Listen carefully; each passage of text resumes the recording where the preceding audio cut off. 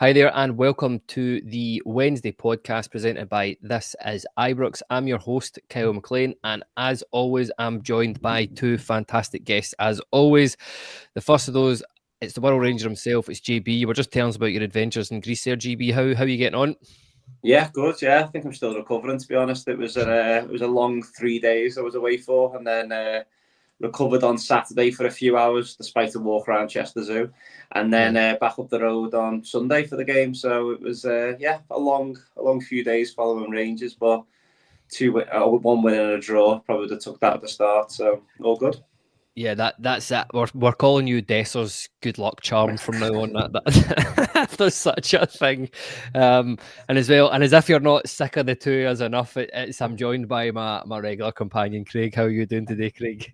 Yeah, I'm good, thank you. I was absolutely thrown by the fact that JB was wearing a hoodie before the intro, and then by the end of the intro, he'd taken his hoodie off and he was wearing a completely different top. So it was, yes, he absolutely threw me there. But I'm good. Delighted to be talking about Rangers as always, and yes, another international break. Yeah, it's not something I would normally say, but I've actually been looking forward to this international break. A break for us from watching absolute dire football on the pitch. But on today's show, I was going to say we'll keep it light, but we'll just kind of see what the chat is, see what's going on. The big question I thought is, how can Rangers improve under Philippe Clement? The reason we've gone with that is I don't think he's going anywhere, because I think if he was, that would have happened by now. We'll have a chat about the striking options at Rangers. Basically, how quickly can we get Danilo fit? How should the team be built up? Is Clement too stubborn at times? Because this is a thing. I've had a few conversations with a few people, and that is something that people keep coming back to, is that he's too stubborn. Is it the personnel, or is it the style that's the problem? Lots of comments on the social media as well about having a young squad, and then it's been pointed out to us that that we don't. There's a big gap in between the two sort of camps or ages of players at the moment. Why are the results so different in Europe over the SPL? Discussion around some of the players, and we'll chat about some of the positives from this season if there are any. But JB, I'll come to you first. We're well aware of the results for the past few weeks. Lots of frustrations around the team. Fair play to you for, I mean, you are the definition of following through thick and thin, man. So I take my hat off to you for that. As I mentioned earlier, Clement seems to have the backing of what board there is left. And I'll begin with a nice, easy one, GB. Where can Rangers improve under Clement? Everywhere. Yeah, no, it is a tricky one, isn't it? Because I don't think anyone would particularly fancy the job that he's got. We all begged probably the last 2 years. We all wanted a complete makeover of the whole squad, the whole club, pretty much, and he's been kind of tasked with that. Now, I don't know whether he's ever done that in his managerial career, or jobs he's had in the past, between Bruges and Monaco.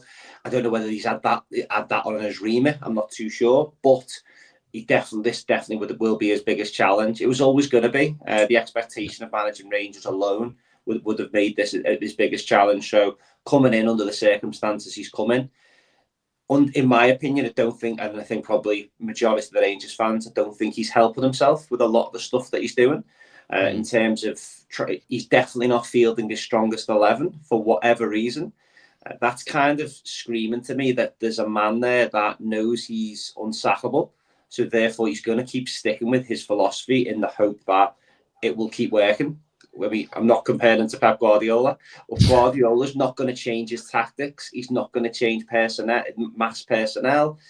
He's probably not going to even make any subtle tweaks. He'll just keep doing what he's doing until he's doing. He knows his job's secure. The slight difference with him is he's got without doubt, he's got a better array of options. When I say about playing his best 11, it's worrying the fact that Rangers fans, who you can't get to agree on anything, are agreeing on so much at the moment. So whether that be the right back position, the captain position, the number 10, players who give us width, the number 9, we can't all be wrong. I know football fans will have a different opinion, and there'll be some wild opinions, but for the first time ever, Rangers fans are quite unified in terms of things that we need to see. A lot of the stuff's being based on loyalty. It feels like at the moment from the outside looking in. And when he did tweak that, i.e. the Motherwell second half of the Motherwell game, the game against Olympiacos away, it kind of gives that little bit of freshness and a bit of, I'm actually quite enjoying this. And you can probably count on one hand this season in 30-minute blocks of how many times you could say, you know what, I'm enjoying it. So in terms of your question, how can we improve on the Clement? I think it's just going to be a case of we've just got to ride it out and just hope that things. I think all we've really got hope, because I can't see anything in front of me that's getting better. His press conferences are absolutely killing me. At least under Gerrard, you both pre and post match, you kind of knew, we need to be ready. Whatever he's going to say, it's going to feel genuine. It's going to feel authentic. Well, I remember we beat Dundee or something 5-0 at home, and he came into a press conference raging, and it was almost like, what's up with him? He goes, a club of our quality should be doing more than what we did today. I think we were 4-0 up at half time. The second half finished 1-0. Whereas Clement will come out after an awful performance and almost make it sound as if we've just won the European Cup. Do you know what I mean? So yeah. I think, but again, some of that could be broken language, media training and stuff. Gio was a little bit the same, and then Michael Beale was just telling fairy tales, wasn't he? So we kind of need something between a Gerrard and Clement, but I don't know what that looks and feels like yet. And it's a shame, because when things were going well last year, I felt as if he got it.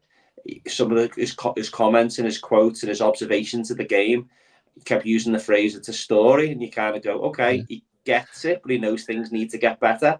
I feel at the moment that he thinks, or he's certainly portraying, that he thinks everything's okay, when I think we can all quietly see that it's not. Yeah, no, that's it. You've even got Craig worried there by there. He's checking behind him to see what's going on. But yeah, it's really hard to disagree with you. And I think, that's the key thing for me that you've said and all that is he is acting like a man that is unsackable at the moment. And I think that is not part of the issue, but it's certainly something we'll come on to talk about later on in the podcast here. But Craig, a few comments coming in. Graham Brown here says, we need to change the formation for Scottish football. Teams know how we're going to set up. No plan B or C or D during games to change to. Andy Clement here says, Rangers can improve by starting Danilo, getting Cortez back in the left, by Rami playing at 10 and Casa at right back. And Luke Gibson says, if we have all injuries back, players in correct positions, and the style and the performance are still poor, Clement will have no more excuses. I'll ask a similar question to you. That's what the title of the podcast tonight. Where can Rangers find improvement under Philippe Clement, or do you think they can do it? The last part of that question, I was going to go yes, and then I was like, do I think he can do it? Maybe. I'm not convinced he can, but I'm clinging on to some hope that he maybe can. I think what GB said around him not starting is the best 11. I'm not sure we know what the best 11 is, but I'm not sure he does either, which is part of the problem. I think there's a lot of what he said early on in the season around it's going to take a few transfer windows. The squad isn't where he wants it to be. We've got what we've got, and we need to get better. You accept it for a wee bit, but then you start to watch performances and you start to listen to what he says, and you're kind of like, yeah, but you could do better yourself here. Yeah, it's bad. Fans will, because of Football Manager, things like that, fans will always think that they can, they know what they're doing and they can do the right thing. And he's been quite brave, to be fair to him, and come out and challenge fans on thinking that they know everything or that all that sort of stuff. But fans watch football well enough that they do know quite a lot, and they do know when what they're seeing on the pitch is completely different to what they're being told they're seeing on the pitch in press conferences. Right. And I think it was the Aberdeen game away that he came out and said it was one of our best performances so far this season, and that's wild from a Rangers manager when you've just lost. No matter who you've lost to, that's absolutely wild. And but that's when he flipped over from just talking about what we could do better. I kind of see what he's talking about, but I don't quite view it to he's seen a completely different thing to us, or he's just telling us lies and hoping we believe it.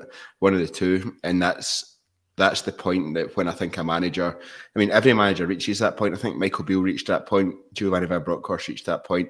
But it's the it's the beginning of the end when that's the case, and he's going to struggle to get fans back on side. He needs to win a big game quickly, and the problem is he's doing well in Europe, so a win in Europe isn't really seen as a surprise because we know he can perform. He can get a team to perform in Europe.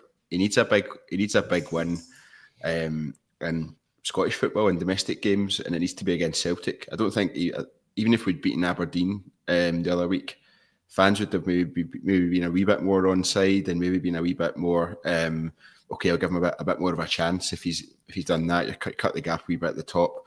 The fact he lost that, it's just so many fans were already gone before that. So many more fans were gone after that. I mean, I was gone after that completely in terms of like I don't see a way back for him. I still don't see a way back or a way forward for him that's going to be well. Everyone's just waiting for the next time we trip up. But there's so many areas that we could improve. Weirdly, the European games and performances versus the domestic games and performances are probably quite a good line to draw in terms of what we see in one versus what we don't see in another. I think European games we see a really good structured defensive team, which we just don't have in domestic games. I get that in domestic games we have more of the ball. Teams don't tend to come out at us, but when teams do come out at us, Aberdeen, for example, Celtic, even Hearts at the weekend came out and had a bit of a go. We were all over the place defensively for so much of all of those games. Whereas when teams do it at European level, we find our way through and we pick our way.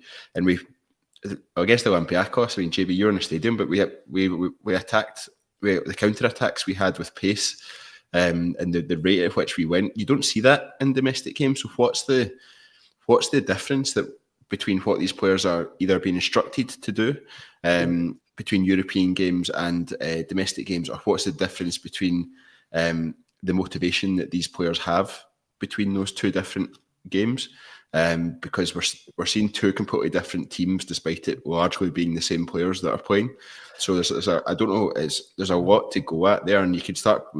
So we will go into sort of individual positions and things like that, and performances of certain players. But in terms of the team structure, we're doing well in Europe. We're doing awfully domestically. It's largely the same players that are playing. So what's the difference? Why is that the case? Can Philippe come on? Is Europe his comfort zone, and he's all his knowledge and his football experience is in those kind of European leagues where the teams we're playing against play, versus Scottish football's always been said to be pretty different and pretty physical and stuff like that. But by all accounts, the Belgian league and the Dutch league are both quite physical as well, so it's not too far away from that. I could go on for hours about the different things that could be wrong. The problem is we don't know what's wrong.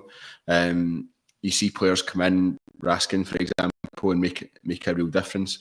Conor Barron as well has made a real difference, but then you see others come in and just be non-events. And I get what JB means about, it seems like he's picking favourites. I think the only one that he's picking as a favourite is James Tavernier, to be honest. I think that's the only one, really. You could probably say Robin Propper, but Robin Propper's dropped out of the team the last few weeks. But he's fallen off a cliff as well. God knows what's happened. What's happened to him? He's miles away from what I expect him to be, even after the first couple of weeks. But yeah, Philippe, there's so much room for improvement. I don't see it coming under Philippe Clement.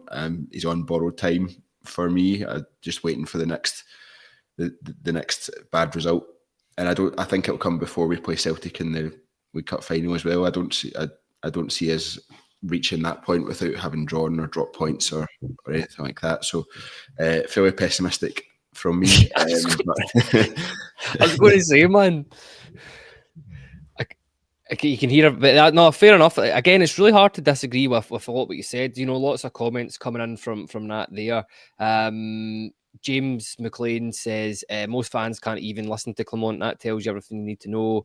Scott Hammond here said if Clement doesn't have the players available to play his system, it's beyond me why he doesn't play a system that suits the available players. And how many Rangers? On you go. Sorry, just on that, I was listening to maybe in Radio 5 Live, and they were talking about the new Manchester United manager, and they were talking how At Sporting, he's always played a 3-4-3, and that's just his system. And then they were talking about, right, what players at Manchester United can fit into a 3-4-3, and how's that going to work, and who are the players that are going to work in that squad for that system? And then someone just asked the question, what if he turns up and just plays a 3-5-2? And then everyone was just confused because they expect a manager to just stick with his system, but you've got to play to the players you've got. And if you're coming out saying we don't have the players, we don't have all the players we want, or the squad's not built the way I want it, well, play to your strengths and minimise your weaknesses. Surely that's the main thing that's going to keep you in a job long enough to get to the point you're playing the players that you are. I don't know, the whole new contract thing in the summer, I got the reason for it in terms of trying to stop us as fans, if we reached a situation like we're in just now, to stop pointing our fingers at the manager and demanding he's sacked and replaced. I got that. I don't think it's necessarily worked. It's kind of left the club in a bit of limbo. It's left them in a really difficult position, and actually fans are now just resigned to it's going to be a bad season, and we just need to put up with it, but we're not happy about it. And the fans are voting with their feet. Every little thing normally annoys Rangers fans, but every little thing is really annoying Rangers fans now when it happens on the pitch, and it becomes toxic very quickly. That Hearts game, I mean, similar to it was the second last game at home Michael Beale had, was at Motherwell, and it got really bad. We won 1-0, I think, but the performance was awful, and it got really bad. It felt a bit like that on Sunday against Hearts, where we were winning, and the amount of moaning and complaining and Conor Barron being booed when he came off. Yeah, I mean, we weren't booing Conor Barron, obviously, booing the decision to take him off. Yeah. But the amount of frustration there was about so many different things was just. I don't think there's any, for me, there's no recovering from that until there's change. Yeah, again, hard to disagree with what you've said there, but just to keep going on with some of the comments that were coming in, Andy Clement says, Clement doesn't believe in the concept of a best 11. He always dodges that, saying it depends on the game. And Darren Alley says, PC's watching a different game from the rest of us. His team selections and subs are just baffling. And there was a comment I just wanted to come back to. It was RSC72 when we were talking about the European stuff. He says, are the European performances been overhyped? Though Malmo were very poor, FC, SB didn't care and had the majority of the first team not playing, and Olympiacos was decent, but they were quite poor in the day as well. But listen, JB, the sort of next talking point I want to come on to talk about, and it's a couple of people I've chatted to about this, and maybe Craig's touched on some of it there, and it's just about the manager. Is he too stubborn at times? And a few situations that I'm looking at in particular, his reluctance to drop Tav, his reluctance to drop Dessers at times, maybe arguing that he was the only option. Tom Lawrence was another one, especially when we bought by Rami in, or just players that are playing poor generally. And the other things I'm looking at, Cantwell, the way he dealt with that situation last year, and Hadji. For me, Hadji, I'm not saying Hadji's the answer, but he certainly has a proven track record of being a lot more clinical than some of the players that are on that pitch. Do you think Clement needs to be able to just be a bit more open to adapting at times? Yeah, most definitely. I think Craig touched on it there in terms of the new Manchester United manager coming in. That might be his formation in a 3-4-3, and it's worked because he's been successful. If it doesn't work, you'd expect him to change. Whereas under Clement, it's not working and he's not changing. And I can't see any light at the end of the tunnel with him. I just feel as if he's just gone, and he's just gone down this rabbit hole and he's not coming out of it. So I remember when, and I've said this a few times on a few pods, when he sat in the Blue Room and he was given his kind of his philosophy on football, he was talking about tactics and different things. He said, we'll set up based on who we play. Somebody asked him the question, what formation do you prefer? And he said, I haven't got a preferred formation. I'll adapt to the situation.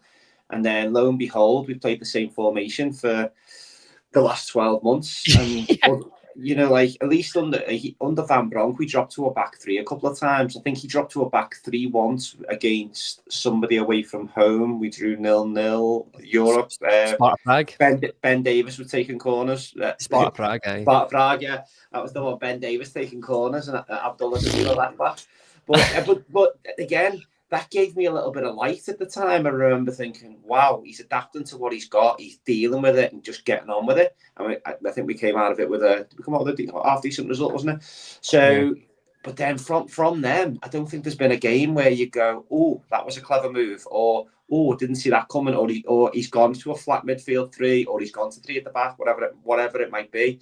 I think JB, I think one I guess I was on a bit of a rant about what's frustrating about football. One of the biggest frustrations, I guess, is that we spoke about. I think he was asked at a press conference 2 weeks ago, maybe 3 weeks ago, would you consider changing formation? And he said, well, if I change formation now, the players might get players might get confused. How am I meant to do that with 3 days worth of training? Like, you've been there over 12 months. Yeah. The personnel in the main is pretty much the same. If you look at his starting 11, he's had how many international breaks? He's had a summer. So how many pre-season games did he have? There should have been something within all of that kind of gives us a glimmer. Because all he's doing, he's putting himself into a corner. If the Rangers fans could see him trying different things, trying different players, different formations, players in different positions, I think collectively we'd all kind of go, we'd probably turn on the players. And we'd probably go, he's not good enough. Or Casemiro, for example, is a £50 million player in the Rangers fans' eyes, just because we're comparing him to these little glimpses of what we're seeing. He hasn't made a mistake yet, because he hasn't been given time to make a mistake. Sterling was the new saviour in midfield at the start of the season for what everybody wanted to see. That idea has been soon chased because he tried it. It didn't work. We've moved on. Rangers fans don't want to see Sterling in the midfield anymore.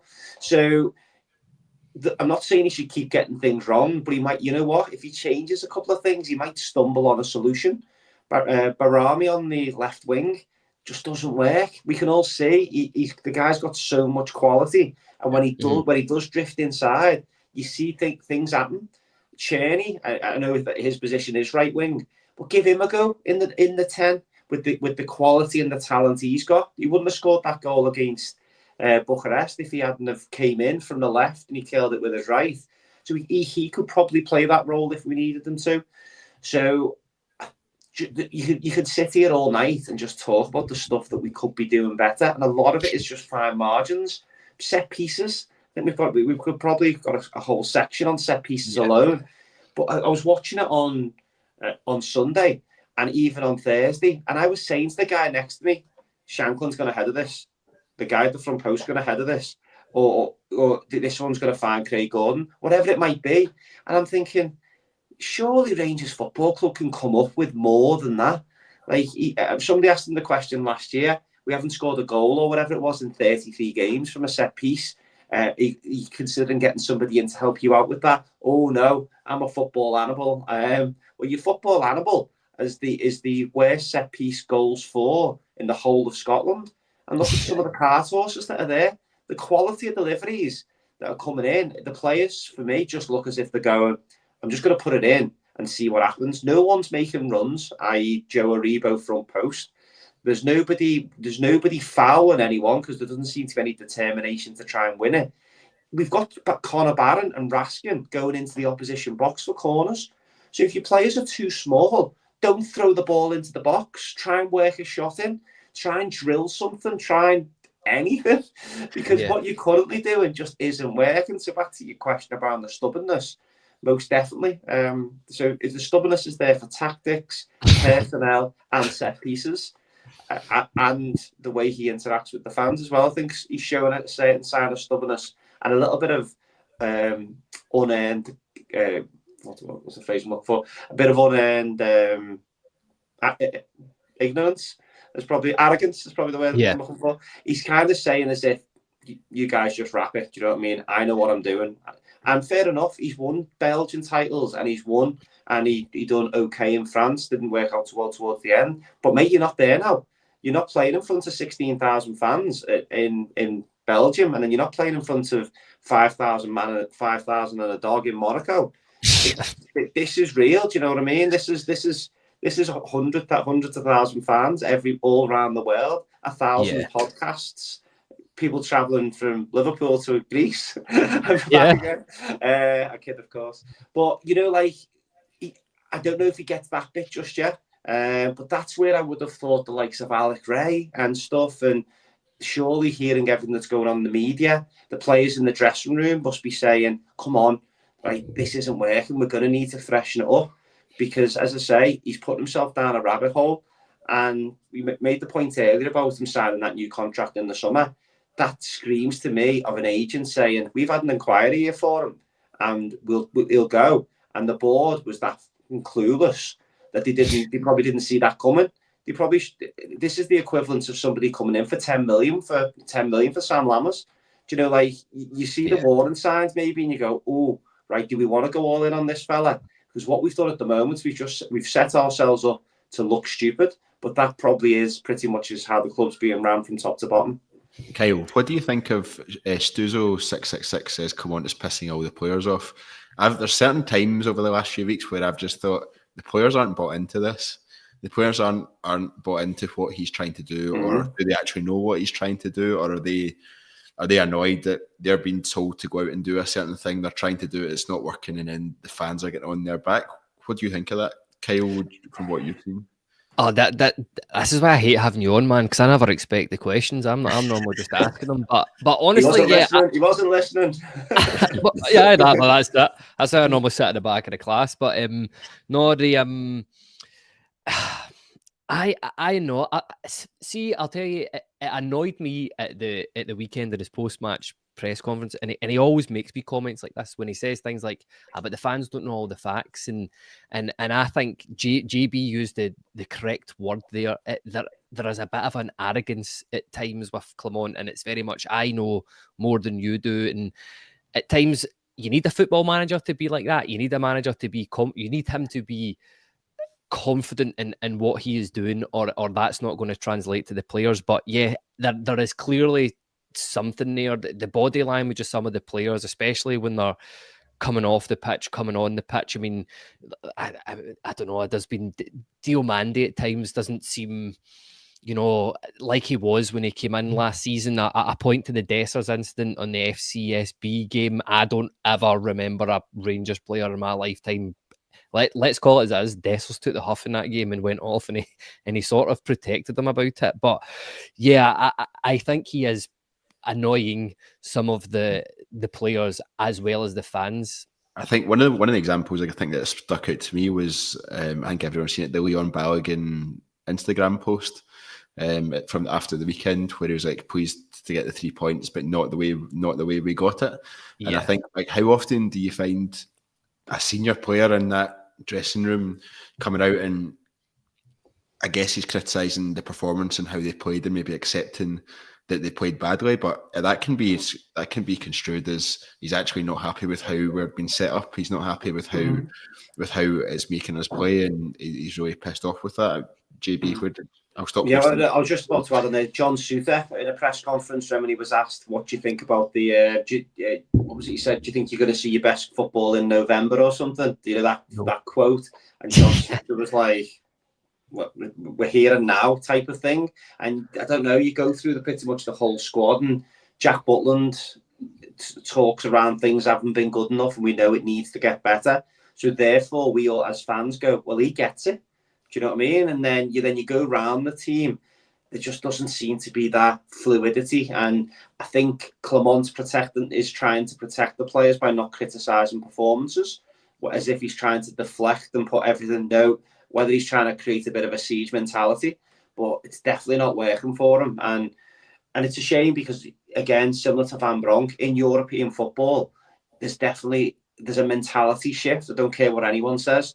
You can see it when you see it in the flesh. You see people making sprints. You see people getting into the box. You see people firing into tackles. They're not doing it domestically. It's almost a case of just keep doing what we're doing. What was the game where he said, did you give the team Motherwell semi-final? Did you give the team what for at half time? No, I could see they were scared. I could see they were worried, whatever the phrase was he used, they were nervous. And you're like, you're messing, nervous. The amount of money that we all pump into that club, we're fucking nervous. Do you know what I mean? And we need him to be a bit more, I think he needs to be a bit more ruthless and a bit more honest. Because he's either stupid or he's lying to us. There's kind of there's no in between at the moment. He needs to be a bit more of a leader and almost come out and go bang. I'm not having this nonsense as well. He sometimes says, "Well, I'm the voice of everything." No one's asking you about the Edmondson house. No one's asking you about what's the latest with the stadium when we had all the issues there. We're asking you what's going on with your tactics. We're asking you what's going on with your personnel. Why are you dropping points against absolute roasters? So I think all of these things are the bits that he needs to learn very, very quickly, because I agree with Craig. I don't think there's any coming back from either a fan's perspective or a player's perspective. And it's a really horrible situation to be in, because when it's a matter of when rather than if. Like, I genuinely believe if Hart had equalised on Sunday, it wouldn't have probably changed my mood when I was getting the train back home. I think it would have just been, oh, right, okay, sound. That's kind of what I was expecting to see was a bit of heartache. And I'm not saying all football. I know there's a difference between being a nervous football fan, but it's gone past that now, where you're going into games and you're going, oh my God, I just hope we don't get beat. Whereas we should be going into games and going, you know what, I'm looking forward to today. Do you know what I mean? We've got a few new players. We've got a young lad from Morocco. We've got international footballers dotted all over the pitch. Hopefully go and put on a show today. And literally, you're just like that. Get me out of here. Do you know, like, get the points and get home. That's it exactly. We just need it to seem like the players and the manager care, like that, because that's the way it feels at the minute. Like, they're not giving everything, and whatever that is. Look, there's a few comments here coming in. Just want to read out relating to some stuff we've talked about. Darren Alley says we need a set piece coach in ASAP, a la Tom Culshaw. That's where he's too stubborn. Ian McCutcheon says Ryan Jack stated there's very little tactics or set piece training with Clement. Prime Time says I honestly feel he's lost the players. They don't look happy. They've not got a clue what they're doing. RSC 72 says 3 of the leadership group have called him out: Sterling, Butland and Balogun twice. And Big Phil says just always like giving the opposing view as well. Says you can see the Olympiacos that the players are with the manager though. Listen, let's move on to the sort of next area of discussion. Just on that, I wonder whether the players are backing the manager in Olympiacos and Malmo, or are they backing themselves? Because they know if I perform here, I can get out of here, which I've got no problem with. Because if say, for example, Czerny absolutely rips it up against Olympiacos, or the game that he did against Bucharest, then you know what, that's going to catch the eye. If he does that against Kilmarnock away on a plastic pitch, who's asked? Do you know what I mean? And I'm not saying that should be the mentality, but it does feel a little bit like that. I don't know whether any of the number geeks can get us the miles or the kilometers that the players are running in a European game in comparison to a domestic game. But my gut feeling is it's going to be significantly higher, and that's effort at the end of the day. If we outrun every team in Scotland every single week, we'll win. We'll win a hell of a lot of games, and you'll probably find we'll do it quite convincing if we work as hard as the opposition. But at the moment, I feel as if we don't look fitter. We didn't look fitter than Hearts the other day. We didn't look fitter than Aberdeen, Kilmarnock, Celtic, all these games. The only team we've looked fitter than this season was Ross County. That's the only team I've gone, you know what, we blew them apart from, not even from the first minute, because we could have went one down. But literally, you just thought, we're miles ahead of these, both physically and ability. I think we still see that if you watch, I was saying to my dad the other day, if you watch our highlights back of every single game this season, you look at it and go, we don't actually look like that bad of a side in the highlights, because you see we're creating plenty of chances. I was looking this afternoon at something around our XG, and I think we're about 6.5 down against what we should have scored already this season. So in such a small amount of games, if you add an extra 7 goals to that team, whether it be finishing games off, or the difference between Tynecastle nicking one instead of not nicking one, Aberdeen going 2-1 up instead of going 2-1 down. Even against them, we had a couple of chances early on in the first 10 minutes, but we're just not doing it. So yeah, it's I don't even know why I was ranting about them, but yeah, that's the end of it. That's the end till the next point.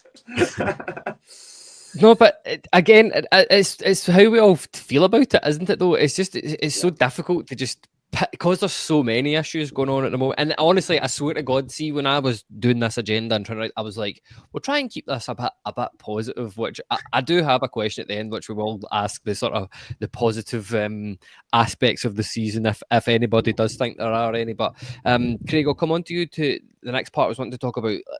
It's obvious that Rangers are severely lacking in goals at the minute. Obviously, it's the three strikers that kind of falls to. Rangers have 3 on their books at the minute. I just want a sort of general discussion on the strikers. We'll talk about, you have the pleasure of talking about the main man, the Nigerian nightmare, as a certain individual likes to call him on this podcast. And that's not because he's a nightmare facing other teams. But what have you made of the conundrum that is Dessers so far this season, and in terms of, I think he's not the problem, but he is the problem at the same time. And then I was looking at it, he's got 10 goals, 3 assists in 20 games, which, and I think in any other season you would say that's all right for a Rangers striker so far at this point. And he's won us plenty of games as well. He's been the difference. He's been the difference in terms of his goal has been the game-winning goal. We saw that at the weekend again. So it's difficult from that perspective. It's such a tricky one because you know he's not good enough, but we also don't have anyone better. So you're kind of stuck with him. He plays too many games. He's literally the guaranteed starter every single week. Igaman's not up to it at all just yet to start. I think he's been more of an impact kind of player when he's came on, and I think he's done okay when he's had 15-20 minutes, but the 2 times he's started, he's been sort of nowhere near getting the goals. And then there's injuries to other players. We've really only got one striker that can start. Cyril Dessers is immensely frustrating, but you know he's going to get a goal. You know he's going to get a goal 7 or 8 times out of 10 in terms of games. Not 7 or 8 chances out of 10. He probably needs about 10 chances to get one. But that's where it's frustrating. And also, a lot of people were getting up in arms about the interview last week. Was after the Olympiacos game, where he said that if I was scored 3 goals every game, it would be at Rangers. That's such an insight into his mentality.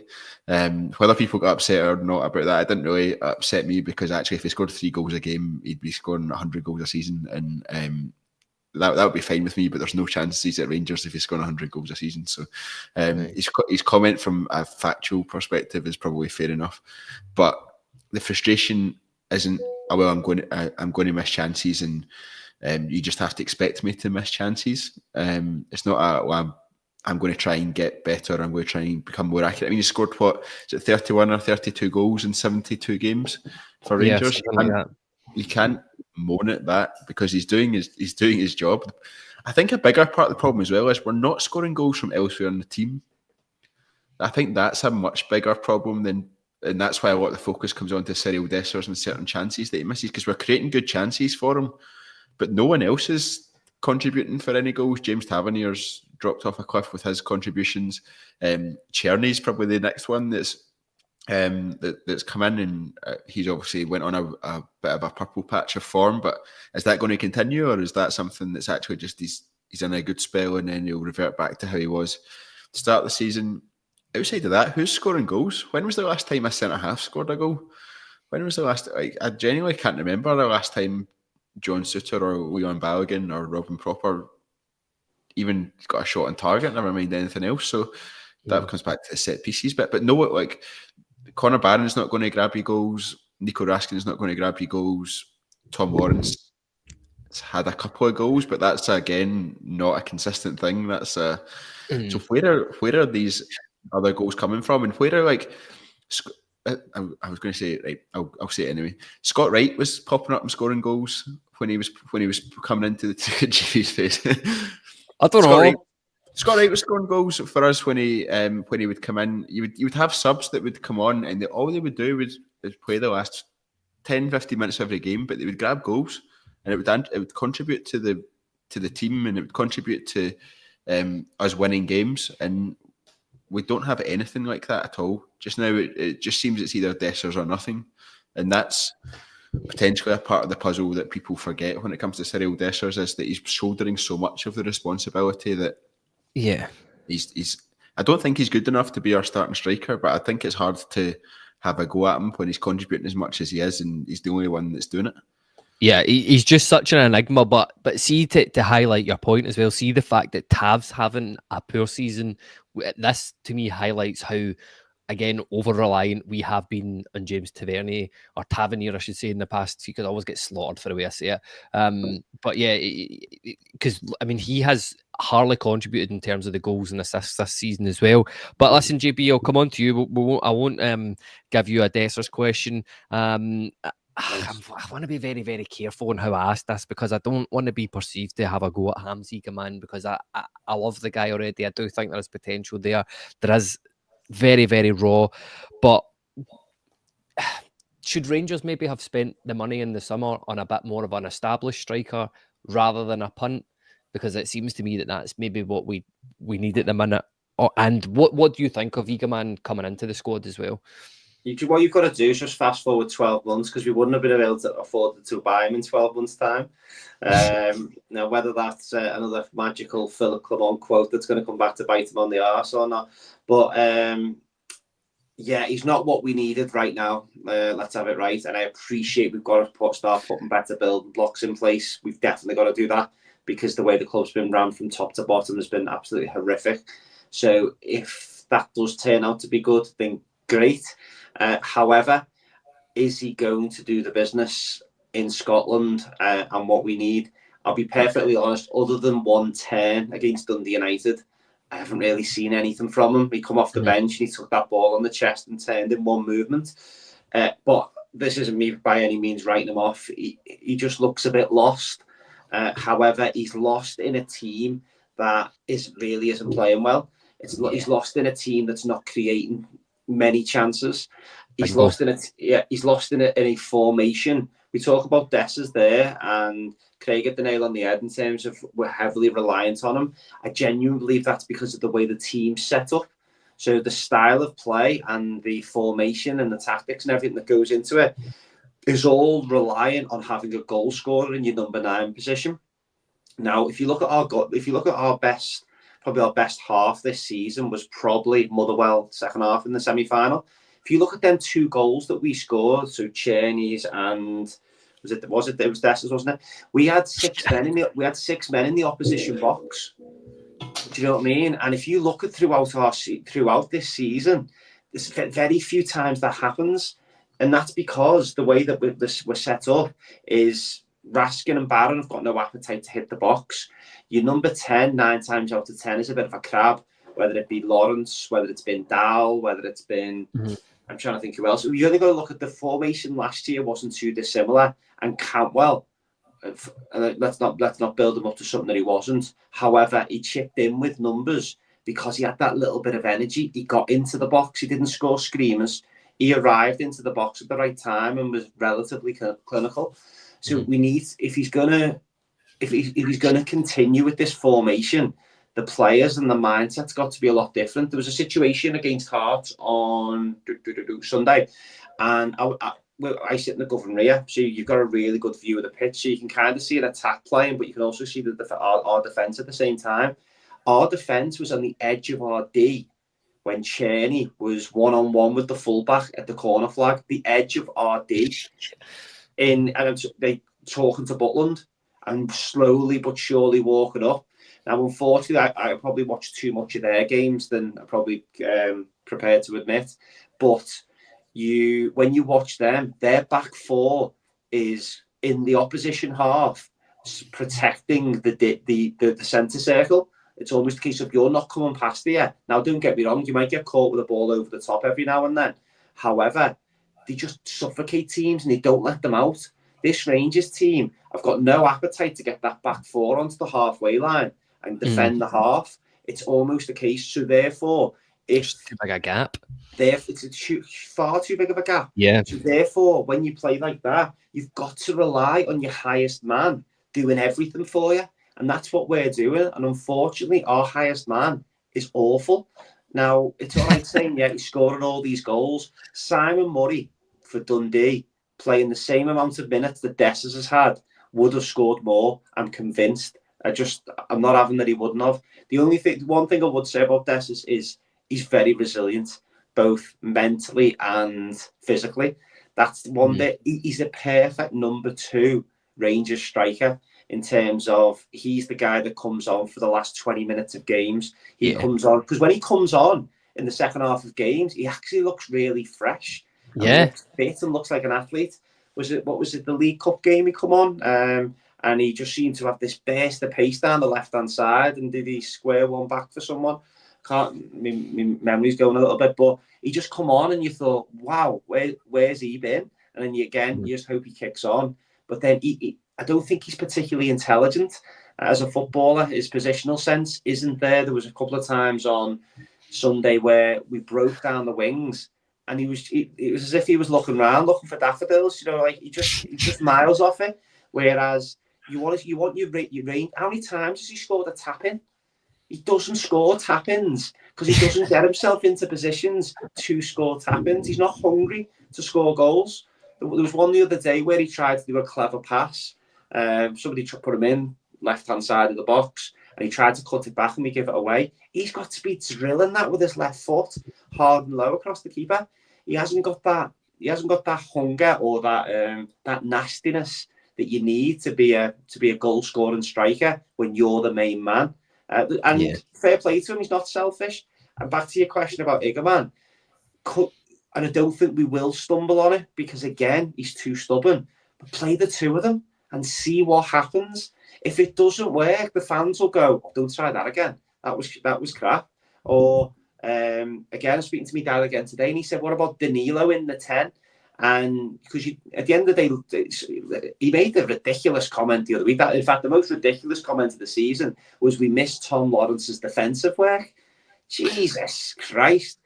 That's like do you know what I mean? That's like the Italian Cup of War heroes. It's like it's not going to be. You haven't got many examples, have you? It's just absolutely scandalous that the way that we're set up at the moment is just so bad. And until we can address that, then we're going to be relying. People are saying, "Oh, Danilo's going to come in and could be a saviour."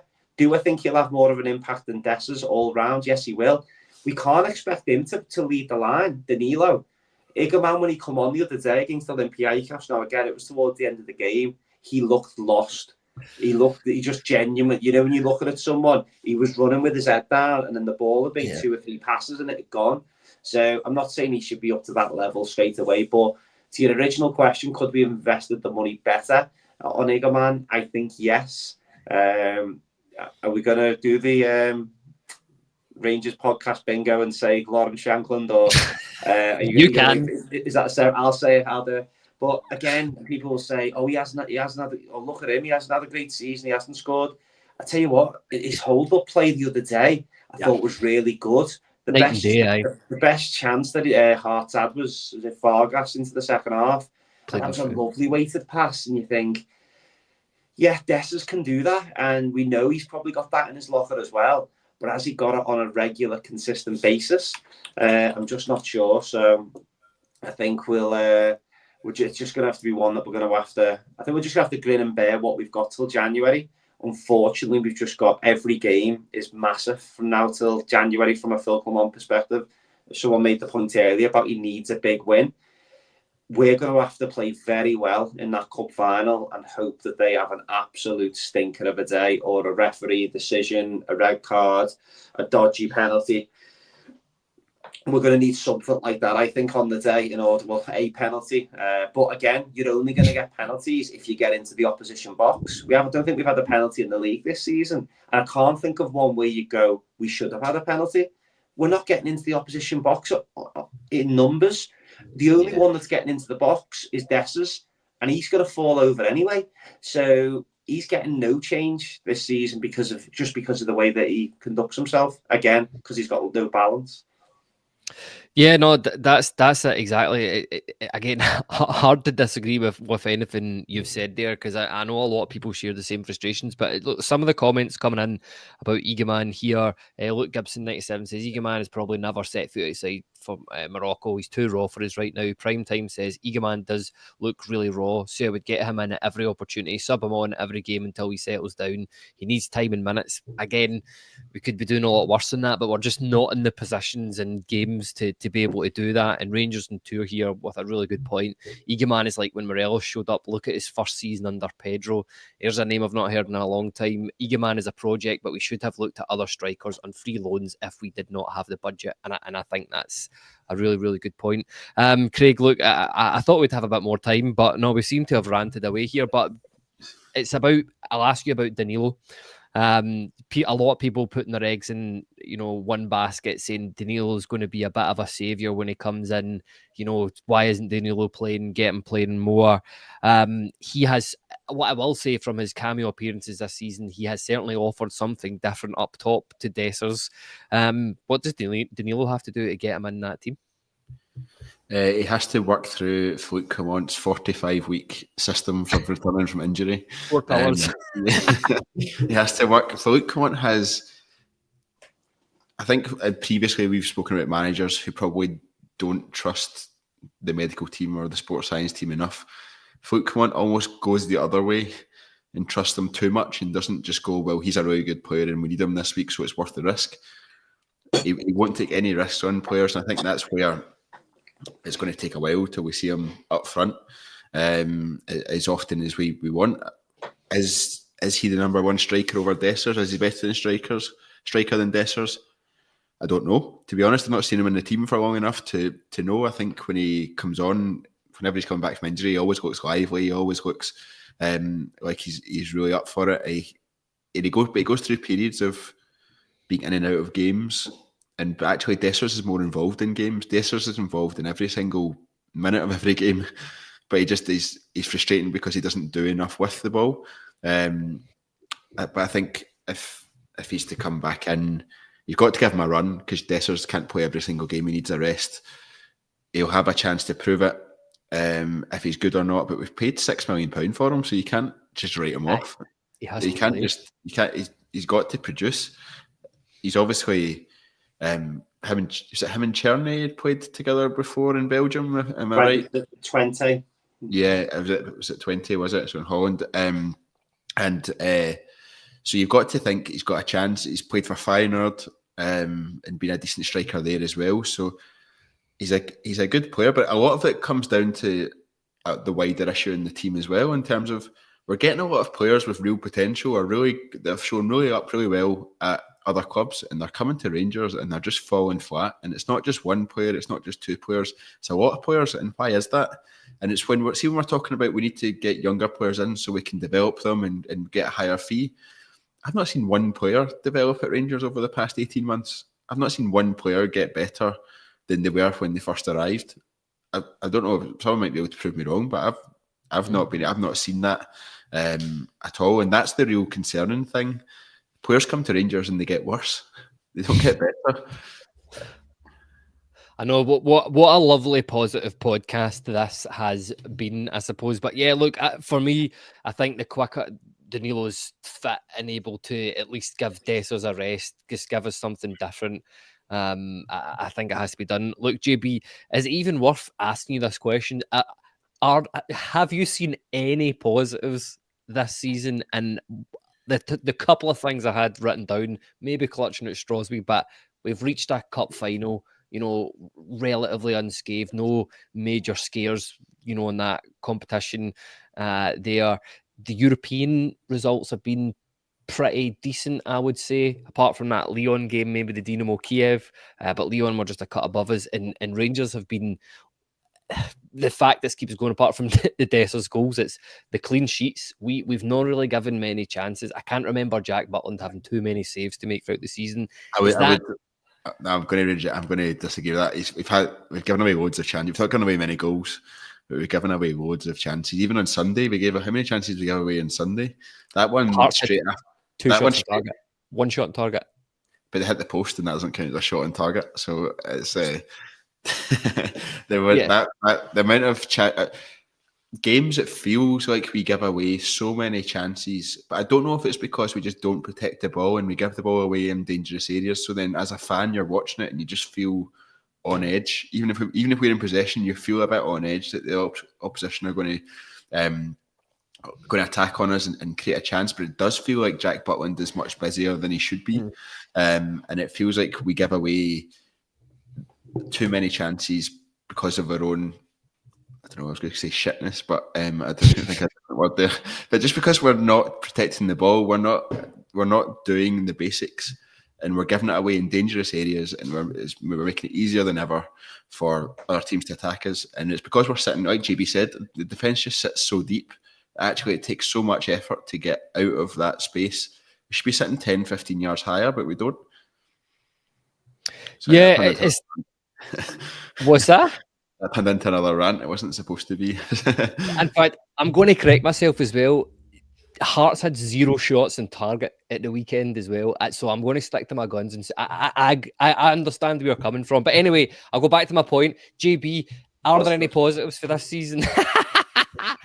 One thing I'm going to say is I think we've got some really good. I think we've got players. I think there's players there that are good enough to play for us. I think there's players good enough to be relatively successful. We've without a doubt got the second best team in the league in terms of personnel. Now, I get that Aberdeen are going through a fantastic space at the moment. They're running through brick walls for the manager. If our players were putting the effort in that the Aberdeen players are putting in, we'd be 3 points behind. Do you know what I mean? If at the top of the table, that's where we'd be if the players were putting the same effort in. This is going to sound really bad. The hope that I've got is that when Clement does go, because he will go at some point, I genuinely believe it won't take a lot for this team to start playing better, because I think the personnel's there. He's not playing his strongest 11 and his tactics aren't fit for purpose. So if he can find a way, and I'm going to say that, if he can turn things around and start playing his strongest 11 and start playing better tactics, I think we might be okay, which has given me the hope that when we go into that cup final, he could come up with something on the day. If Butland plays well, if Casalero's in right back, or Sterling, if probably looking at Suter, Balogun. If Hefty plays well, I think we still see a little bit more from him. We seem to have a lot of players that come in and do what they're really good at, and then after a few months stop doing that. Raskin is doing what he was doing when he first came in, but he hasn't done it for 12 months. Hefty, when he first come in, was hitting the opposition byline 2, 3, 4 times a game. He's not passing the halfway line hardly now. And then if we get Bezrami into his proper position, we get Raskin and Barron fully up to keep the momentum going with them guys. If we can somehow work, I want to see Sterling and Casemiro both in the team at the same time. I don't know in what positions. Czerny, if he can continue to maintain the form that he's got, Danilo, if we get him up to speed. So if Cortez get him back, Diamandi, I'm not sure about. Domestically, Europe, I think he looks up there. That looks like his level, but domestic, he's got a hell of a lot to learn. So I think there's 11 there. I think we've got 11 good players who I would say, you know what, they can go and have a right good go. Outside of that, I'm really struggling in terms of where I'm seeing the next steps. It almost feels as if we're 2 transfer windows away from taking that next step. And maybe the manager is right in that respect, in the fact that, again, I jump back to the point earlier. I watch the highlights of every single game back, even if I've been the game and everything. And you watch games back with a better team in pretty much all of the highlight packages, out with them away and Aberdeen. Every other game, we've probably been the better side, and we probably should have put the game to bed. Fact is, we never. And that gives me a little bit of hope. However, I'm also realistic in the fact that I can't foresee it changing. But I think there's players there that if we can get it right, it should be okay. But I just don't know whether we're gonna see it quick enough. I'm hoping it doesn't take a new manager. The new manager could come in January and we go on a 20-game winning run. and you're absolutely flying, because I think we've got the personnel to be able to do that. I just don't think we've got the manager to be able to do that, unfortunately, even though we done it last year. Last year, I think he was a bit more ruthless. He was a bit more freer. He had Seamer and other guys that were chipping in with goals. It seemed as if everybody was behind him in the club. I just don't feel that at the moment. There was a connection with everything from everyone, I think was the phrase that was getting banged about, from the fans to the players. It felt as if that synergy, to quote Clement, was there. It's a million miles away. So again, in terms of your question around positive, I'll try and finish positive. I think we've got players there that can turn this round. But do I think they will? Is another question.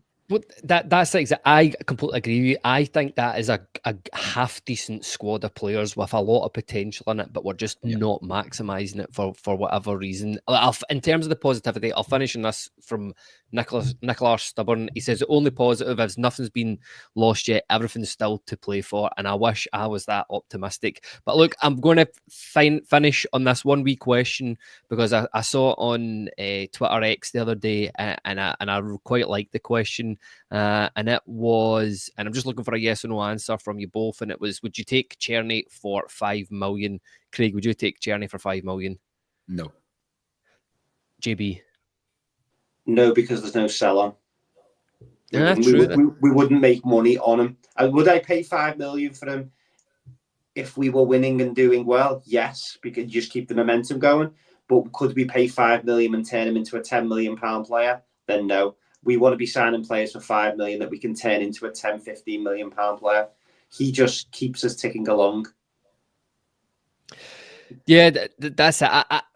I think 5 million's a lot, but yeah, it seems to be there's mixed bag in that. Some people saying yes, some people saying no. But listen, I think that just about wraps it up for tonight's show. So thank you everybody for tuning in, listening, watching. Thanks, Craig. Thanks, JB. Just remember, you can catch us on all the audio platforms as well, on Apple and Spotify. And just remember, give us a like, share, subscribe, turn on those notifications, and leave us a wee comment as always. Thank you to everybody in the live comments. Take care, and we'll be back on Sunday, Craig, I believe it is. Yes, let's go for that. Yeah, we'll be back on Sunday. We'll see you all again soon.